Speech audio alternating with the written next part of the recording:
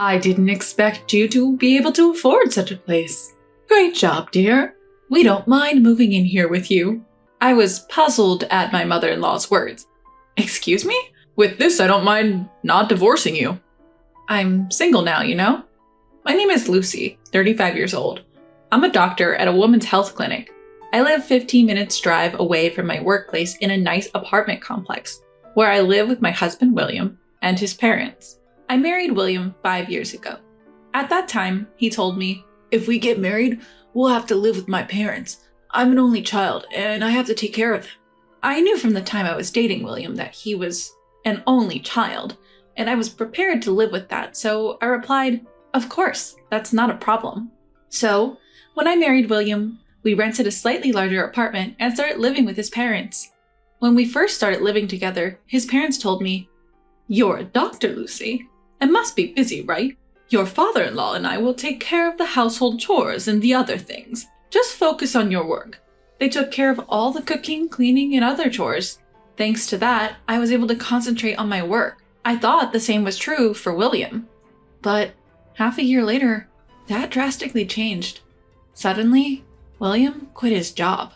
Startled, I asked him, "What happened? Why did you quit?" Then, William said, "Well, I think I've done enough. I want to quit here to take a break, and then start again. Plus, even if I quit, we won't have trouble making ends meet with your earnings." Why would you do something like this without discussing it with me? You can't guarantee that you'll find another job, right? What if something happens to me? "There's no point in saying things like that. We have savings, so we'll be fine." Fine, but then the one who stepped into the conversation was my mother-in-law. "Now, don't be so hard on him, Lucy. William has been working hard so far, so he deserves a little break, don't you think? All you have to do is make up for his absence by working harder." Her words left me speechless. I had also been working hard, and how on earth was it fair to suggest that I should work even harder while William took a break? That's ridiculous. It's not like William was the only one having a tough time. At my words, my mother-in-law's face changed. Suddenly, she raised her eyebrows and said, "Now, let me tell you something, Lucy. You're not the only one who has it tough. While you were at work, your father-in-law and I were taking care of the house. We were also working. That too without any breaks. If you're going to talk like that, we'll stop doing all the household chores. You can manage on your own from now on." What? Leaving me stunned, my mother-in-law and William left the room to watch TV in the living room. From that day on, I was left alone to handle the household chores and my job. No one else would do them.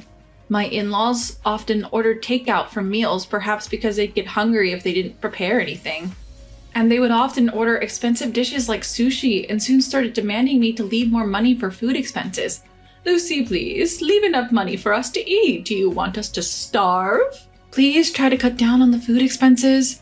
Even when I asked them to cut down on the food expenses, my mother-in-law would retort, "How cruel of you to ask us to cut down on food expenses while we're staying home without any luxuries. Learn to take care of your in-laws." "I didn't know you were such a cold person. Maybe we should get a divorce," he said. I was so fed up that I started leaving more money for food, and my in-laws and William lived a life of eating whatever they wanted. One day, during my work break, I went to a gas station near my hospital to do some quick shopping. When I was about to pay at the counter, I realized I didn't have my card. It also seemed like there was less money in my wallet. For a moment, I was puzzled, and then I rushed home immediately after work. When I got home and rushed into the living room, there was a brand new large television. "Oh, welcome back, Lucy. You're early today." "Why are you in such a rush?" "Oh, Lucy, isn't it nice?" All three of them had malicious smiles on their faces. "What is this? How did you afford this?" "We had savings, obviously." "Savings?" That's when my mother-in-law spoke up. "Oh, Lucy, we didn't know you were saving so much for us. You should have told us earlier if you're going to be such a dutiful daughter-in-law. Now we can buy a lot more things. You finally proved yourself useful as a daughter-in-law." I found my card on the table. "My card? So, did you lose my savings? But how did you get the PIN?" "It's not hard to figure it out. It's only natural. We're married after all." My mother-in-law looked pleased, said, Oh, you really do love William, using his birthday as the pin. Honestly, I thought you didn't care about him at all, but you've proved me wrong. But it's not that I set the pin thinking of William, I just hadn't changed it since we got married. There's no way I could love William as he is now. Then, my mother-in-law and William, getting carried away, said, "Well, you haven't acted right as a daughter-in-law so far, so there's no point in making a fuss about this. The only way you can honor us is with money. Just quietly hand over your savings to us. From now on, please hand over $4,000 a month. From now on, don't squirrel away your money behind our backs. Make sure to give us our fair share," William had the audacity to add. Infuriated by their brazenness, I retorted, "This isn't a joke. Why should the money I earned go to your pocket money? If you want money so badly, work for it. This goes for you, mother-in-law and father-in-law too. Please have some decency and think about the household finances before you try to extort my money." Stunned, the three of them fell silent for a moment, but it didn't take long for my in-laws to snap back. "What an insolent daughter-in-law you are. Is that how you address your mother-in-law? We can't sense any gratitude. We don't need a daughter-in-law like you for anything other than money." "What an audacious remark from a daughter-in-law whose only worth is her money. There's a limit to disrespect," fumed my father-in-law. "Enough of your nonsense," William yelled and went to his room. I thought he had gone for good, but he came back to the living room holding a piece of paper which he thrust at me. "I have something for you." It was a divorce paper. What's more, William's name, as well as my in-laws' names, were duly filled in the witness section. "Go ahead, file it if you dare, but you will have to move out of this condo. I can't be living with a stranger, you see." Unlike his wife, William is competent. "Lucy, we can forgive your rudeness as a slip of the tongue now, but from now on, if you talk back to us even once, we'll really have William divorce you." The three laughed their souls out. The sight got my blood boiled with anger, but so did an equal measure of joy. But it's too early to get back at them. Suppressing my urge to leap for joy, I said, "Well, I'll start moving out some of my stuff and other essentials," and headed for my room. My in-laws and William looked puzzled. Did they think I would apologize out of desperation if they mentioned divorce? What a naive thought. The divorce papers even had a signature on them. I quickly packed up my valuables and said, "I'll be leaving now. Please don't come to me even if you're in trouble." With that, I left my condo. Of course, taking the divorce papers with me. I stayed at a nearby business hotel that night. I canceled the card William had used online. When I checked my balance, the card, which once had over $10,000, only had $3,000 left. I really wondered what they had spent so much money on. My savings are not limited to that account. Just in case, I have ample savings in 2 other accounts as well. While it hurt to have $7,000 spent, I thought it was inevitable if it meant cutting ties with that family. And the next day, I went to the city office first thing in the morning and filed the divorce papers. The divorce papers were accepted, and when I checked my family register certificate just to be sure, I was indeed divorced. Finally, I had cut ties with that mother and son. While I wanted to jump out of joy, there were still things that needed to be done. I went to a real estate agency and took care of 2 matters. One of them was buying a house for myself using the money I had saved over the years. Through this experience, I truly understood the importance of living my own life freely. I never knew when or how that freedom might be taken away. I realized how important it was to take immediate action when I wanted to do something. So, I bought a new, single-story house, with its spacious living room, a practical system kitchen, and a walk-in closet. Everything was mine.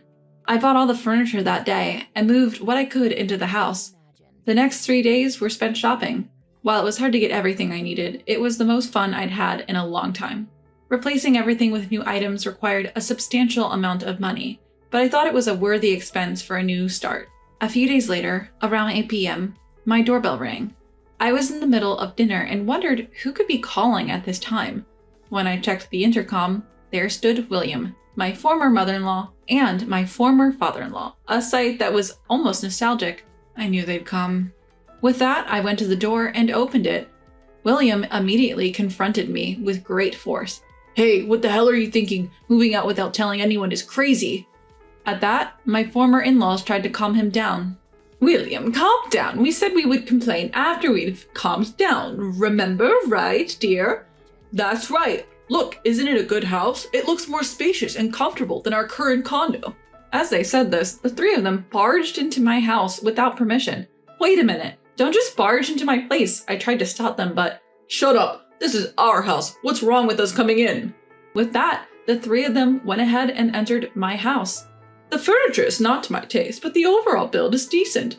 I admit, it might be more comfortable than our current condo. I didn't expect you to be able to afford such a place. Great job, dear. We don't mind moving in here with you.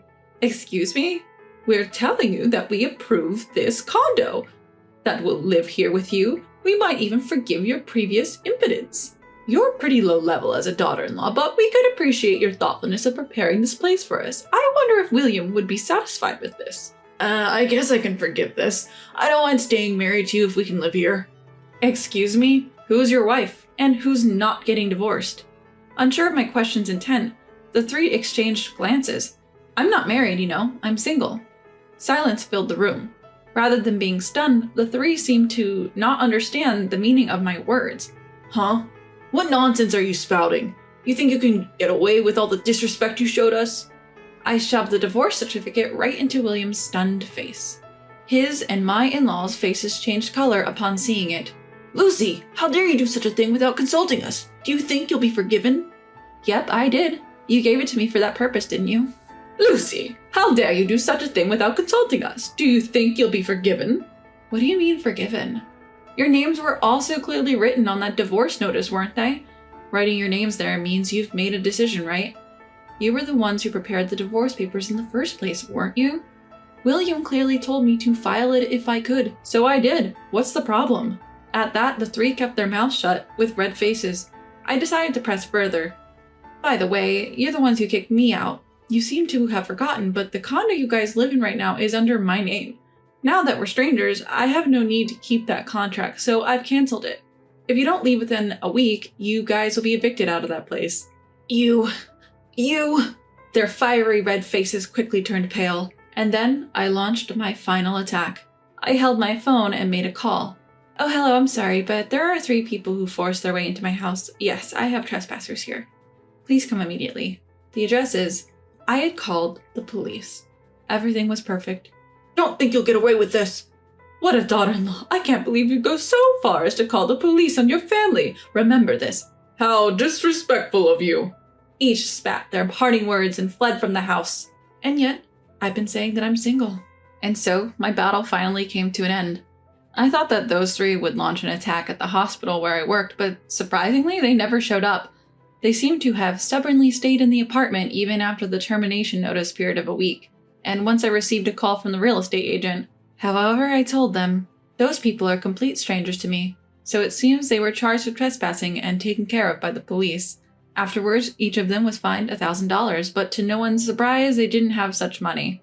A relative from the countryside paid on their behalf, and apparently they were all forcibly taken to the countryside. By now, they are probably helping out on a farm for free at the relative's house. As for me, everything is going smoothly. My new life is so comfortable since I'd completely forgotten how wonderful living alone could be. Having been away from living for myself rather than anyone else for a long time, each day feels fresh. From now on, I plan to enjoy each day to its fullest in order to make the most of my life.